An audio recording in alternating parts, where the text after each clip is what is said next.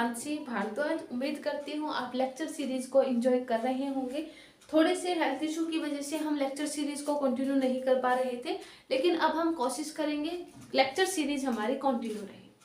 तो previous video lecture में हमने moment of inertia of solid sphere निकाला था। उसके बाद मैंने बताया था कि अगर हमारी बॉडी किसी हॉरिजॉन्टल प्लेन से अगर जा रही होती है और अगर हमारे पास क्या हो और साथ में उसकी कोई लीनियर वेलोसिटी हो, तो उसको उस केस में हमारे पास टोटल एनर्जी क्या होगी, ये हमने प्रीवियस वीडियो लेक्चर में किया था। आज के वीडियो लेक्चर में हम करेंगे that is moment of inertia of a thin spherical shell. Basically हमारे पास यहाँ पे जो डायग्राम है वो बॉडी है वो कैसी है, जैसा कि हमने सॉलिड स्फीयर में माना था कि हमारे पास एक स्फीयर है लेकिन वो अंदर से सॉलिड है। जैसा कि मैंने बताया था कि जैसे कि अगर हम फुटबॉल का एग्जाम्पल लें, है ना, तो वो हमारी क्या होती है, एक सॉलिड स्फीयर का एग्जाम्पल हम उसमें ले सकते हैं।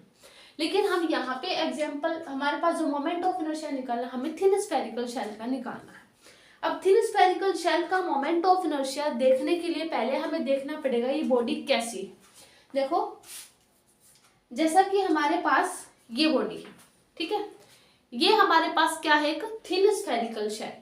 हमें मोमेंट ऑफ इनर्शिया निकालना है इसे इसके किसी भी डायमीटर के अबाउट, ठीक है। तो सबसे पहले हमें क्या निकालना है, moment of inertia about its diameter, ठीक है। अब देखो, ये पूरा डायग्राम हमें पहले समझना पड़ेगा, तभी हम इसका मोमेंट ऑफ इनर्शिया निकाल सकेंगे।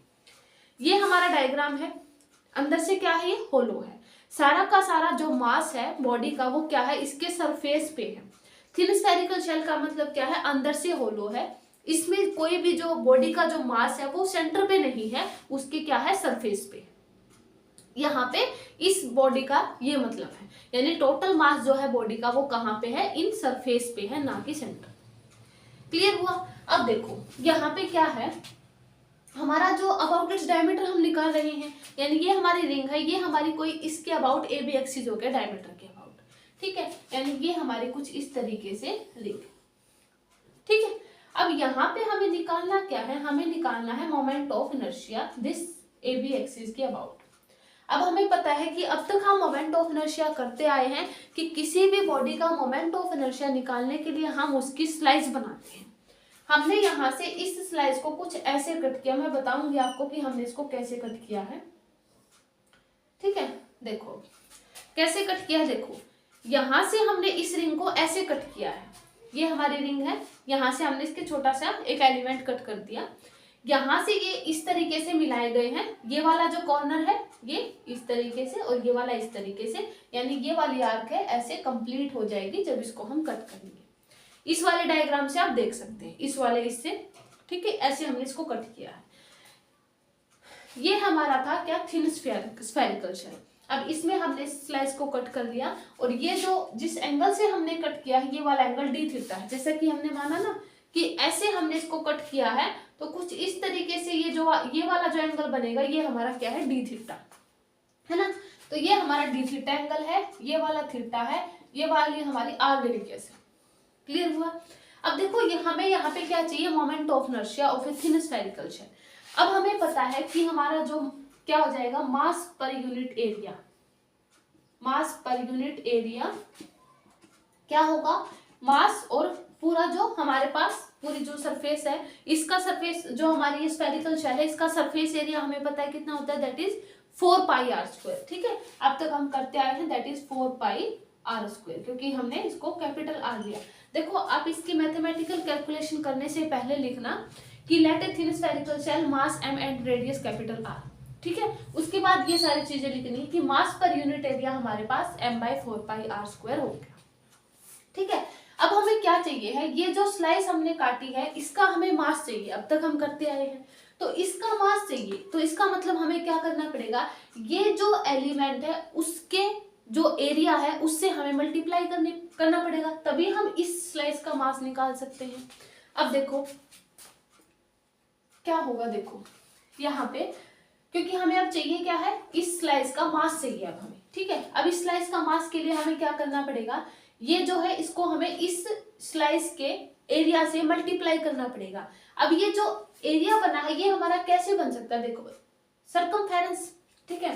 देखो 2 पाई अब देखो ये वाली हम y मान लेते हैं, ठीक है, हमारी बुक्स में y गिवन है, ये हमारी y है, ठीक है, 2 पाई r इंटू dx मान लिया ये वाली। और देखो dx भी नहीं, हम इसको क्या मान कंसिडर करके चलेंगे, कोई भी विड्थ हम मान लेते हैं हमारी CE विड्थ है ये, E भी मान लेते हैं, चाहे A भी मान लेते हैं, A भी तो ये हो गया हमारा, CE ही मान लेते हैं, ठीक है।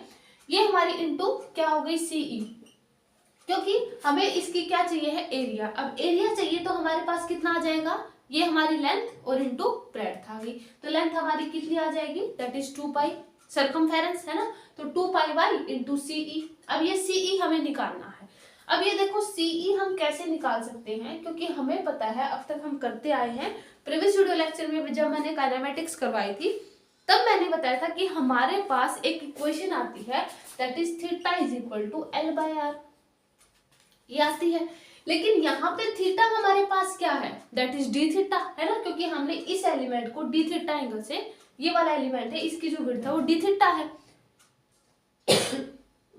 डी थीटा से कट कर रखा है, यानी यहाँ पे हम डी थीटा लेंगे, और L हमारे पास ये CE है, और R हमारे पास ये रेडियस है, सॉरी Y है, सॉरी R है R, ठीक है, तो रेडियस हमारी क्या है Y, और theta is equal to L by R है। L हमारा क्या है, ये वाली लेंथ होगी ना CE, तो हमारे पास CE हमारी क्या हो गई लेंथ, और ये R, यानी CE हमारे पास कितना हो गया, that is R of D theta, हो गया ना। तो देखो हमारे पास ये जो, अगर हम इसको करेंगे तो मास पर यूनिट एरिया यानी 4 पाई R स्क्वायर इंटू 2 पाई Y और इंटू CE हमारे पास क्या है R डी थीटा। इतना क्लियर हुआ, 2 पाई Y into R D theta. अब देखो इसको हम आगे कैसे सॉल्व करेंगे, आपको ये क्लियर हो गया होगा CE हमारा R डी थीटा आया कैसे।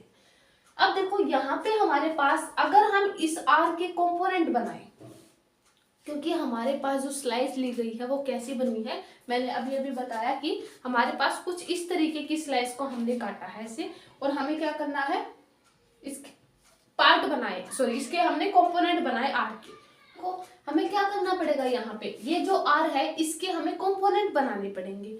अब ये जो कंपोनेंट है, देखो हमारे जो कंपोनेंट है वो कैसे बनेंगे, देखो ये हमारा क्या था R, अब R के अगर हम कंपोनेंट बनाएंगे, देखो ये वाला जो R है, ये जो हमने स्लाइड काटी है इसके पैरेलल है, यानी ये वाला हमारा जो Y होगा वो हमारा क्या होगा, that is R of cos theta. इतना क्लियर हुआ ये कैसे हुआ है, क्योंकि ये वाली लाइन, ये जो स्लाइस हमने काटी है ये इसके पैरेलल है, और पैरेलल वाला कंपोनेंट यानी इसके जो जस्ट साइड वाला कंपोनेंट हमारे पास कोस थीटा होता है, लेकिन इसके परपेंडिकुलर हमारा कौन सा होता है, दैट इज साइन थीटा, ठीक है। तो हमारा x is equal to that is R sine theta. इतना क्लियर हुआ कंपोनेंट मैंने कैसे बनाया है, क्योंकि यहाँ पे थीटा एंगल था, ये वाला जो एंगल है ये वाला हमारा थीटा एंगल और ये वाला डी थीटा है, तो इसलिए मैंने यहाँ पे R के कंपोनेंट बना दिया। R के कंपोनेंट यानी इसके पैरेलल वाला हमारे पास R कोस थीटा, इसके परपेंडिकुलर वाला R साइन थीटा, ठीक है। तो y देखो हमारे पास क्या है, R ऑफ कोस थीटा, ठीक है, और x हमारे पास क्या है, R ऑफ साइन थीटा, ठीक है। dx हमारा कितना आ जाएगा, R of cos theta into D theta, है ना, क्योंकि हमें इसका dx करना है, तो R cos theta into D theta. अब ये देखो R कोस थीटा हमारे पास क्या है, दैट इज y और डी थीटा, यानी इस dx की जगह पे x is equal to y d theta. अब ये जो dx है y डी थीटा, यानी इस y डी थीटा की जगह पे हम dx रख सकते हैं, that is m of 4 pi R square into 2 पाई, और y डी थीटा हमारा dx है, यानी r इंटू dx, ठीक है। ये हमारा क्या था, ये हमने एरिया निकाला था किसका, जो हमने ये एलिमेंट काटा है इसका एरिया, तो ये एरिया था, ठीक है, इस एलिमेंट का। तो हमने क्या किया, ये जो मास पर यूनिट एरिया है इस स्लाइस के एरिया से हमने इसको क्या कर दिया, मल्टीप्लाई, तो हमारे पास यहाँ से क्या आ जाएगा, मास ऑफ स्लाइस, ठीक है। तो मास ऑफ स्लाइस हमारे पास कितना आ गया, देखो यहाँ से 2, एक R से एक R कैंसिल, यानी m by 2R into dx, ये हमारा कितना आ गया, that is mass of slice, ठीक है। तो हमारे पास m is equal to m by 2R into dx, ठीक है, स्लाइस का हमारे पास मास आ गया। अब हमें निकालना क्या है, मोमेंट ऑफ इनर्शिया। अब मोमेंट ऑफ इनर्शिया निकालने के लिए हमें यहाँ पे क्या करना पड़ेगा, इसकी परपेंडिकुलर डिस्टेंस से मल्टीप्लाई। अब परपेंडिकुलर डिस्टेंस क्योंकि हम इसे एक्सिस के अबाउट निकाल रहे हैं, तो इसकी परपेंडिकुलर डिस्टेंस हमारी क्या है, दैट इज y। अब y इज इक्वल टू हमारे पास क्या हो सकता है, y square according to Pythagoras theorem y square is equal to r square minus x square. लेकिन हमें निकालना क्या, सिर्फ y, इसका मतलब सॉरी y स्क्वायर ही निकालना है, तो हमारा ये कितना आ जाएगा, that is r square minus x square. ठीक है, तो देखो m/2r इंटू dx तो है ही हमारे पास, और इंटू में हम इसका स्क्वायर कर देते हैं, तो ये आ जाएगा r square minus x square into dx। ये हमारा क्या आ गया, moment of inertia of this slice. Only इस स्लाइस का मोमेंट ऑफ इनर्शिया आया है। अब हमें क्या निकालना है, पूरे की पूरी ये जो हमारा थिन स्फीयर था, इसका पूरा मोमेंट ऑफ इनर्शिया निकालना है। इसका पूरा मोमेंट ऑफ इनर्शिया निकालना है, इसका मतलब हमें यहाँ पे क्या करना पड़ेगा, इसका इंटीग्रेशन। तो इंटीग्रेशन करने के लिए हमें क्या करना पड़ेगा, देखो बाय 2r, अगर हमारे पास r square minus x square moment of inertia हमारे पास यहाँ तक आया था, लेकिन हमने क्या कर रखा है, इस पूरे स्लाइस को यहाँ तक कट कर रखा है। इसका मतलब हमारे पास यहाँ पे 2 भी तो आएगा, साथ में 2 आएगा ना, क्योंकि हमें क्या करना है, जैसा कि हमने उसमें किया था, जब सॉलिड स्फीयर के केस में किया था, हमने ये वाला हाफ पार्ट माना था, लेकिन हमें पूरे स्फीयर का निकालना होता है, इसलिए हम उसको 2 टाइम कर देते हैं। यानी हमारे पास ये कंप्लीट हो गया और साथ में हमारा पूरा का पूरा स्फीयर हो गया। क्लियर, तो हमारे पास यहाँ पे 2 भी आएगा, हमें इसको इंटीग्रेट करना है, बस इतना करना है। और रेडियस भी हमारे कहाँ से कहाँ तक रहेगी, दैट इज 0 से r। ठीक है, तो हमारी लिमिट हमारे कहाँ से कहाँ तक रहेंगी, दैट इज 0 टू r। ठीक है, तो देखो हम इसको क्या करते हैं, इंटीग्रेट, m/r बच जाएगा, यहाँ पे इंटीग्रेशन हमारे पास आ जाएगा r square x minus x की 3/3, मैंने डायरेक्ट कर दिया है, और 0 से r हमारी लिमिट रहेंगी। ठीक है, 2 से 2 मैंने काट दिया क्योंकि मैंने यहाँ तक ही सॉल्व किया था r तक, लेकिन हमें पूरी चाहिए है, पूरा कट किया है, तो ये पूरा आ जाएगा, that is 2 times of m/2r। ठीक है, तो r square minus x square into dx, मैंने यहाँ पे 2 से 2 कैंसिल कर दिया और डायरेक्ट इंटीग्रेशन कर दिया। हमें यहाँ पे क्या करना पड़ेगा, एलसीएम लेना पड़ेगा, और एलसीएम लेके पहले हमें लिमिट पुट करनी पड़ेगी। ठीक है, तो मैं यहाँ से इसको रिमूव कर देती हूँ। देखो कितना आ जाएगी, अगर हम इसकी लिमिट रखेंगे तो m/r, यहाँ पे r की क्यूब आएगा, क्योंकि x की जगह पे हम रखेंगे r, तो हमारे पास ये आ जाएगा r की क्यूब, क्योंकि x और माइनस में r की 3/3। ठीक है, ये आ जाएगा, और 0 में तो 0 ही हो जाएगा, तो ये आ जाएगा 2m/r, और ये आ जाएगा 2r की क्यूब/3, है ना, और ये आ जाएगा 2/3m/r स्क्वायर। ठीक है, तो moment of inertia of thin spherical shell के केस में हमारे पास कितना आ जाएगा, that is 2/3 of m/r square. ठीक है, तो moment of inertia of thin spherical shell that is 2/3 of m/r square. Solid sphere के केस में हमारे पास मोमेंट ऑफ इनर्शिया आया था, that is 2/5 of m/r square. उसके बाद जब हमने किसी टेंजेंट के अबाउट निकाला था तो 7/5 ऑफ m/r स्क्वायर आया था, लेकिन थिन स्फेरिकल केस में हमारे पास मोमेंट ऑफ इनर्शिया अलग आया, that is 2/3 of m/r square. ठीक है, अगर इसी में हमसे इसके किसी टेंजेंट के अबाउट पूछा जाए तो किसी टेंजेंट के अबाउट हम बिल्कुल निकाल सकते हैं। मान लिया हम ये टेंजेंट ले लेते हैं, क्या करेंगे, इसके बिल्कुल पैरेलल है, यहाँ से यहाँ तक डिस्टेंस हमें पता है r है, according to theorem of parallel axis. तो थ्योरम ऑफ पैरेलल एक्सिस का यूज करके 2/3 ऑफ m/r स्क्वायर प्लस का m/r स्क्वायर। ठीक है, तो हमारे पास कितना आ जाएगा, that is 5/3 of m/r square. ठीक है, सॉलिड स्फीयर में हमारे पास कितना आया था, that is 7/5 of m/r square. आप इसको ध्यान रखना कि हमारे पास थिन स्फीयर सेल के केस में हमारे पास मोमेंट ऑफ इनर्शिया अलग रहेगा। ठीक है, तो अगर किसी डायमीटर के अबाउट हम निकाल रहे हैं तो 2/3 ऑफ m/r स्क्वायर, वहीं पे अगर किसी टेंजेंट के अबाउट मोमेंट ऑफ इनर्शिया निकाल रहे हैं that is 5/3 of m/r square. तो ये हमारा हो गया moment of inertia of thin spherical shell. अब तक के जितने भी वीडियो लेक्चर आए हैं मैंने सब में, जितने भी हमारी जो 3D और 2D बॉडीज थी उन सब में मैंने मोमेंट ऑफ इनर्शिया निकाल के बताया है।